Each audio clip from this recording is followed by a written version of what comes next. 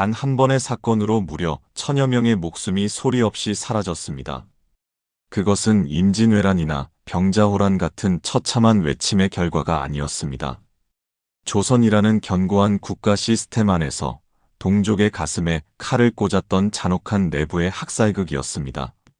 사화라고 불리는 조선의 수많은 숙청 중에서도 규모와 잔혹함에서 압도적이었던 이 사건, 우리는 이것을 기축옥사라 부릅니다. 기묘사화나 갑자사화의 희생자 수를 모두 합친 것보다 더 많은 이들이 차가운 형장의 이슬로 사라졌습니다. 그런데 여러분, 이 잔인한 국문을 진두지휘했던 인물이 누구인지 아십니까? 놀랍게도 그는 우리가 교과서에서 삼위인곡과 송미인곡을 지은 서정적인 시인으로 배웠던 송강정철이었습니다. 임금을 향한 절절한 그리움을 노래하던 그의 아름다운 붓 끝에서 어떻게 수천 명의 생사를 가르는 피비린내 나는 판결문이 쏟아져 나온 것일까요? 그리고 그 시인의 뒤에서 묵묵히 칼날을 갈고 있었던 국왕선조의 진심은 무엇이었을까요?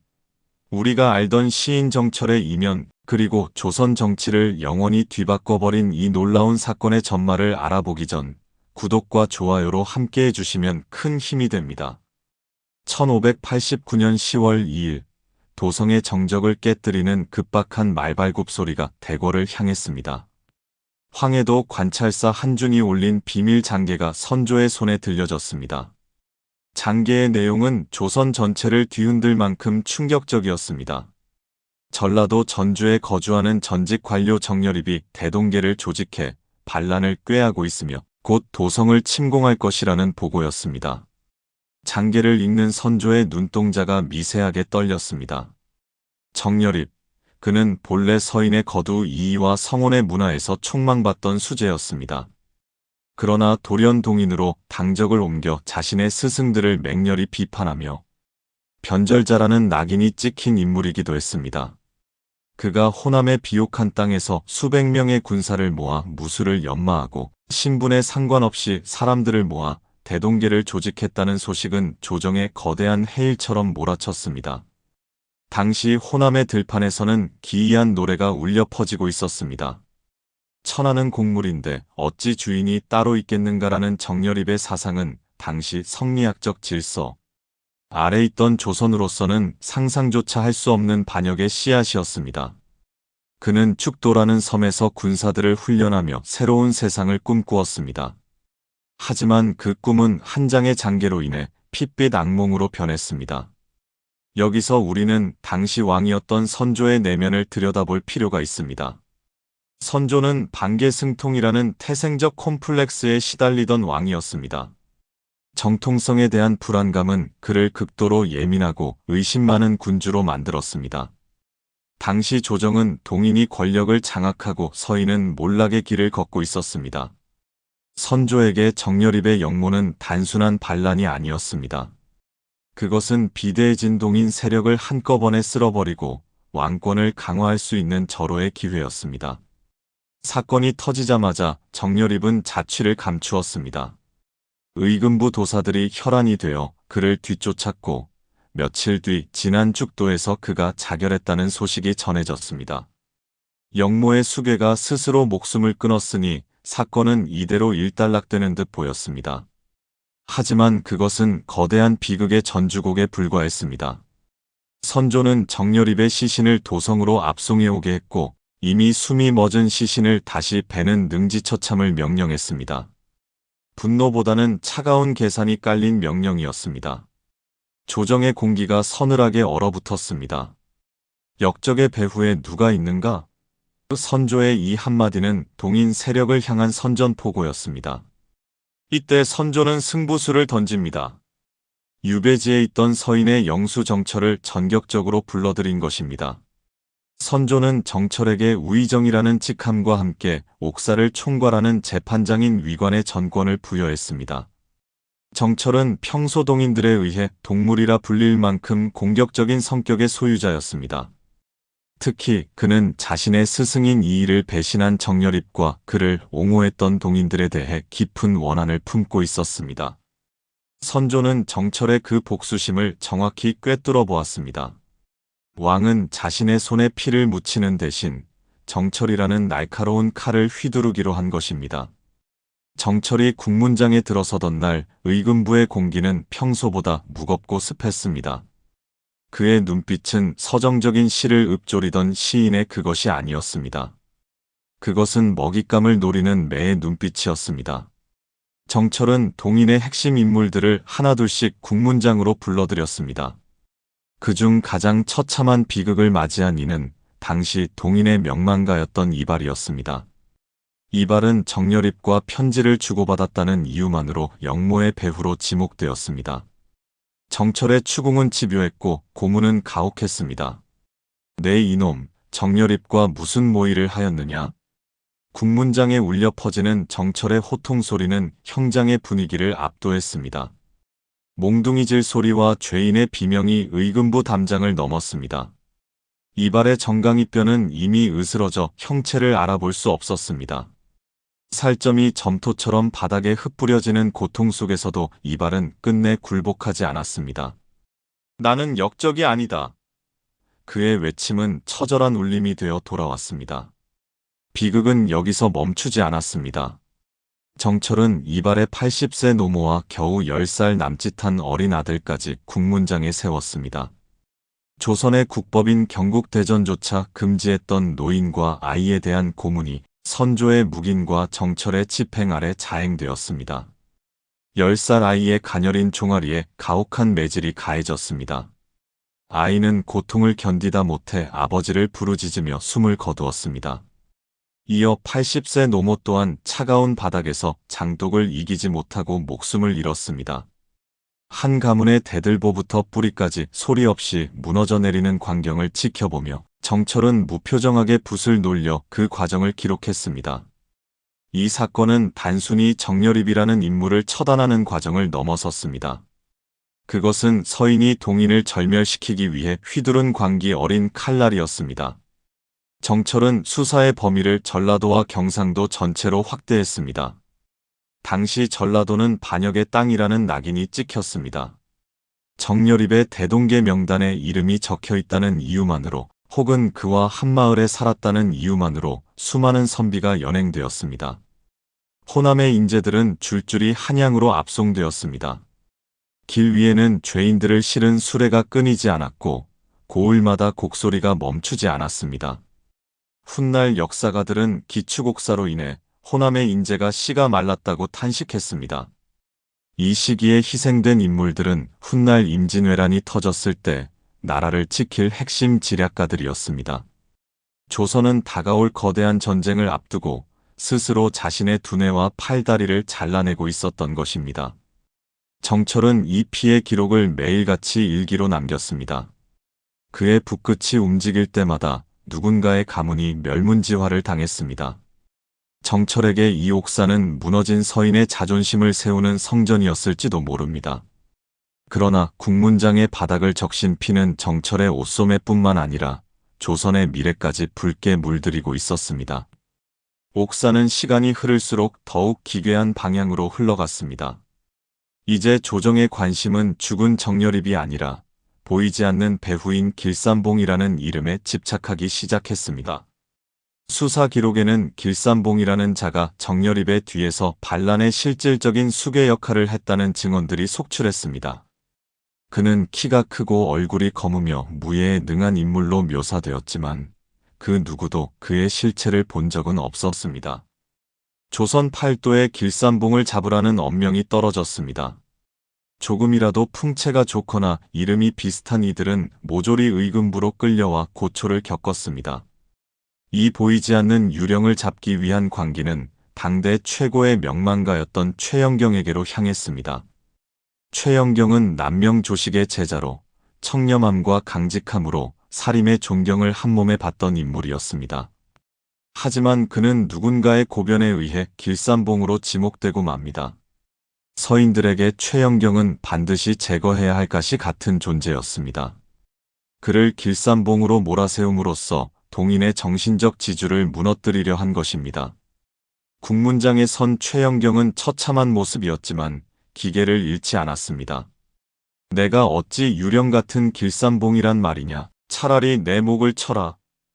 그의 외침은 차가운 옥방의 벽을 울렸습니다. 정철은 그를 집요하게 몰아세웠지만 증거는 나오지 않았습니다. 결국 최영경은 옥중에서 의문의 죽음을 맞이합니다. 그의 죽음은 이 옥사가 정당한 법 집행이 아닌 잔혹한 정치적 타살임을 증명하는 상징이 되었습니다. 옥사의 광풍이 조정을 휩쓸고 지나간 자리에는 오직 공포와 침묵만이 남았습니다. 정철의 북끝에서 시작된 국문은 이제 정적들을 제거하는 단계를 넘어 서인 세력이 조정을 완전히 장악하는 견고한 성벽이 되었습니다. 하지만 권력의 정점은 언제나 가장 위태로운 벼랑 끝과 맞닿아 있는 법입니다. 정철은 자신이 휘두르는 칼날이 결국 자신을 향하게 될 것임을 당시에는 미처 깨닫지 못했습니다. 1591년 기축옥사가 시작된 지 2년이 흐른 시점이었습니다. 옥사의 기운이 서서히 잦아들 무렵 조정에는 새로운 긴장감이 감돌기 시작했습니다. 그것은 바로 후계자 문제, 즉 세자 책봉을 둘러싼 건조의 사건이었습니다. 당시 선조에게는 정비인 의인왕 후에게서 얻은 아들이 없었습니다. 후궁들의 자식 중 누구를 세자로 세울 것인가를 두고 조정은 다시금 소용돌이치기 시작했습니다. 정철은 당시 서인의 영수로서 광해군을 세자로 밀고 있었습니다. 그는 영의정 이산해, 우의정 유성룡과 함께 왕에게 세자 책봉을 건의하기로 약속했습니다. 그러나 여기서 역사의 물줄기를 바꾸는 교묘한 움직임이 포착됩니다. 정철의 정적이었던 이산해는 정철을 무너뜨리기 위한 함정을 팠습니다. 그는 선조가 총애하던 후궁 인빈 김씨의 오빠 김공량에게 접근하여 정철이 광해군을 세자로 세운 뒤 인빈 김씨와 그녀의 아들인 신성군을 해치려 한다는 헛소문을 퍼뜨렸습니다. 선조의 영리는 바로 여기서 건드려졌습니다. 자신의 사후를 논하는 것 자체를 불쾌해했던 왕에게 특정 세력을 비호하며 왕실의 안녕을 위협한다는 보고는 정철에 대한 신뢰를 한순간에 무너뜨리는 기폭제가 되었습니다. 약속한 날 정철은 홀로 나아가 광해군의 세자 책봉을 건의했습니다. 함께하기로 했던 이산해는 나타나지 않았고 유성룡은 침묵했습니다. 선조의 안색은 순식간에 잿빛으로 변했습니다. 내가 아직 살아있거늘 어찌 죽은 뒤에 이를 서두르는가. 왕의 음성은 서늘하다 못해 잔혹했습니다. 이 한마디로 정철의 시대는 종말을 고했습니다. 어제의 충신이자 피해 집행자였던 그는 하루아침에 왕의 권위에 도전한 불충한 신하로 전락했습니다. 선조는 기다렸다는 듯이 정철을 삭탈관직하고 유배를 명했습니다. 정철이 권좌에서 내려오자 그동안 숨죽이며 복수의 칼날을 갈고 있던 동인들이 벌떼처럼 일어났습니다. 그들은 기축옥사 당시 정철이 자행했던 가혹한 고문과 무고한 희생자들의 이름을 하나하나 열거하며 정철의 목을 요구했습니다. 하지만 선조는 정철을 죽이지 않았습니다. 그것은 정철에 대한 자비가 아니었습니다. 서인과 동인을 서로 싸우게 하여 왕권을 유지하려는 선조 특유의 고도의 정치적 계산이었습니다. 정철은 강계의 차가운 유배지에서 자신의 처지를 비관하며 다시 붓을 들었습니다. 한때 임금을 향한 절절한 사랑을 노래했던 시인은 이제 독한 술은 마셔도 독한 말은 하지 않겠다던 자신의 맹세가 얼마나 덧없었는지를 깨달으며 긴 밤을 지새웠습니다. 그가 유배지에서 시름겨운 노래를 읊조리던 1592년 4월 조선의 남쪽 바다는 거대한 전운에 휩싸였습니다. 고니시 유키나가와 가토 기요마사가 이끄는 왜군의 함선이 부산포를 가득 메웠습니다. 임진왜란의 시작이었습니다. 파죽지세로 북상하는 왜군 앞에 조선의 군대는 추풍낙엽처럼 쓰러졌습니다. 기축옥사로 인해 호남과 영남의 인재들이 몰살당하거나 유배된 공백은 뼈아픈 현실로 다가왔습니다.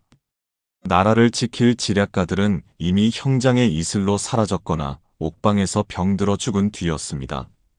한양이 점령당하고 선조가 의주까지 피란길에 오르는 절박한 상황 속에서 왕은 다시 한번 정철을 불렀습니다. 전란의 위기 속에서 서인의 지지가 필요했던 선조의 궁여지책이었습니다. 정철은 유배지에서 풀려나 평양으로 달려왔습니다. 하지만 그를 기다리고 있던 것은 따뜻한 환대가 아닌 여전한 불신과 원망이었습니다. 전쟁 중에도 동인과 서인의 당쟁은 멈추지 않았습니다. 옥사에서 가족을 잃은 이들은 정철과 같은 하늘 아래 있는 것조차 고통스러워했습니다. 정철은 명나라의 구원병을 요청하는 사절의 임무를 수행하며 마지막 힘을 쏟았습니다. 거친 풍랑을 뚫고 바다를 건너며 그는 무너져가는 나라를 보며 통곡했습니다. 그러나 명나라에서 돌아온 그를 기다린 것은 또 다른 탄핵이었습니다. 전쟁 중에도 사적인 감정으로 정적을 모함한다는 비난이 쏟아졌습니다. 결국 정철은 다시 관직에서 물러나 강화도의 쓸쓸한 골방으로 몸을 숨겼습니다.